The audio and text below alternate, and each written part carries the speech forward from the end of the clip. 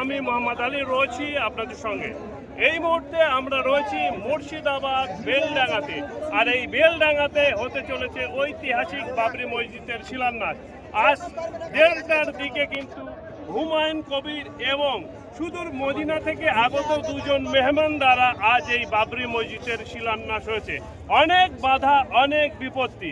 হুমায়ুন কবিরকে তৃণমূল দল থেকে ছাঁটাই করা হয়েছে যাতে তিনি না বাবরি মসজিদ করতে পারে, কিন্তু শত বাধা উপেক্ষা করেও হুমায়ুন কবির দেখিয়ে দিল যে বাপের বেটা হুমায়ুন কবির তিনি কিন্তু তার কথায় স্থান থেকে আজ মুর্শিদাবাদ ভরতপুরে তৃণমূল থেকে সাসপেন্ড হওয়া বিধায়ক হুমায়ুন কবির মুর্শিদাবাদের বেলডাঙ্গাকে ঐতিহাসিক মুহূর্ত হিসেবে সাক্ষী দিতে আজ কিন্তু শিলান্যাস করে সারা বাংলা নয় ভারতবর্ষের মানুষকে দেখিয়ে দিল ভারতবর্ষের গণতন্ত্র এখনো জীবিত আছে। ভারতবর্ষের গণতন্ত্র শেষ কথা বলে। ভারতবর্ষের গণতন্ত্রকে মান্যতা দিয়ে আজ কিন্তু মুর্শিদাবাদের বুকে বাবরি মসজিদ, যে বাবরি মসজিদকে 6 ডিসেম্বর শহীদ করা হয়েছিল, সেই বাবরি মসজিদের নামে, এবং আপনারা জানেন আজ 1450 বছর পবিত্র কোরআন শরীফের আর কি 1450 বছর বয়স, সেই পূর্ত উপলক্ষ করে আজ 6 ডিসেম্বরকে স্মরণীয় রাখতে হুমায়ুন কবিরের উদ্যোগে 300 কোটি টাকার প্রজেক্ট বাবরি মসজিদ সহ এখানে হোস্টেল হবে, এখানে একটা ক্যাম্পাস হবে, হেলিপ্যাড থেকে শুরু করে এখানে স্বাস্থ্য কেন্দ্র হবে, এই সমস্ত কর্মসূচি নিয়ে 300 কোটি টাকার প্রজেক্ট নিয়ে আজ মুর্শিদাবাদের বেলডাঙ্গায় একেবারে ভয়েস পাবলিক স্কুলের ছেতিয়ানিতে শিলান্যাস হয়ে গেল হুমায়ুন কবিরের বাবরি মসজিদ। আর সেই বাবরি মসজিদ দেখতে এসেছেন সুদূর ভাঙড় থেকে, 250 কিলোমিটার দূর। সেই ভাঙড় থেকে আপনারা জানেন ভাঙড়ের বিধায়ক নওশাদ সিদ্দিকী, তিনিও কিন্তু এই হুমায়ুন কবিরের মতো একটা ব্র্যান্ড। নওশাদ সিদ্দিকী জানেন, নওশাদ সিদ্দিকী যেখানে যায় সেখানে লক্ষ লক্ষ মানুষের ভিড় হয়, ঠিক তেমনভাবেই হুমায়ুন কবির যেখানে আজকে দেখেছেন এখানে 60 থেকে 70 লক্ষ লোকের সমাগম হয়েছে। কি বলছে ভাঙড়ের মানুষ আপনাদের শোনাবো। কি বলবেন, কি বলবেন আজকে যে হাজার হাজার মানুষের সমাগম হয়েছে? আমরা খুব মোটামুটি সবাই খুশি, এই কাজের সাথে খুব মোটামুটি তাড়াতাড়ি হয়, এই জন্য আমরা খুব আনন্দিত। আমরা শুধু সেই ভাঙড় থেকে এসেছি, এইটা আমরা মোটামুটি আমাদের কাজটা সাকসেস হয়, এই জন্য আল্লাহ পাক যেন কাজটা খুব তাড়াতাড়িভাবে সাকসেস করে যায়, এটাই আমি আশা রাখি। আজ এখানে ঐতিহাসিক মুহূর্তের সাক্ষী হচ্ছেন, এটা নিয়ে সারা জীবন আপনার এই দিনটির কথা স্মরণীয় থাকবে, কি বলুন?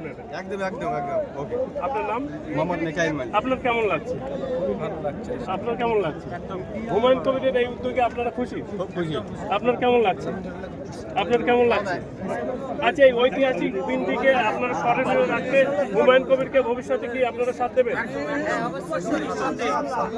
কি বলবেন, কি বলবেন, কি বলবেন আজকের এই দিনটি স্মরণীয় রাখতে? ভালো লাগছে, আমরা সামনে থেকে এসেছি। হ্যাঁ, এই সমাগম না এলে দেখতে পেতাম না, এই চিট আমাদের সৌভাগ্য।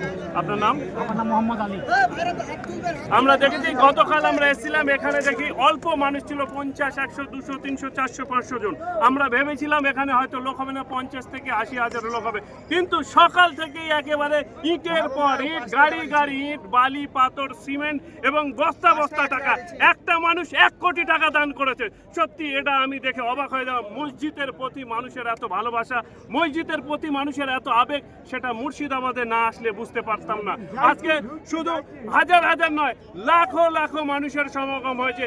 50 থেকে 100 লক্ষ, মানে 1 কোটি মানুষের সমাগম হয়েছে। আমরা দেখেছি একেবারে পলাশী থেকে শুরু করে রেজিনগর থেকে শুরু করে মুর্শিদাবাদের চতুর্দিকে কিন্তু মানুষের সন্ন্যাস, উত্তর থেকে দক্ষিণ, পূর্ব থেকে পশ্চিম, একেবারে যেখানেই দেখা যাচ্ছে বাবরি মসজিদের জন্য মানুষ শিলান্যাস দেখতে আসছে হুমায়ুন কবিরের উদ্যোগে।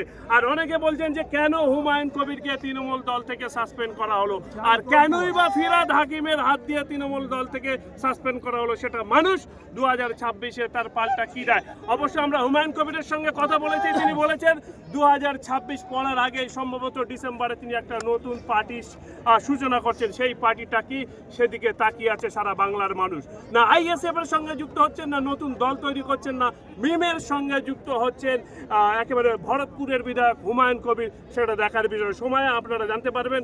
ক্যামেরায় মোহাম্মদ আলীর সঙ্গে শাহনাজ আলমের।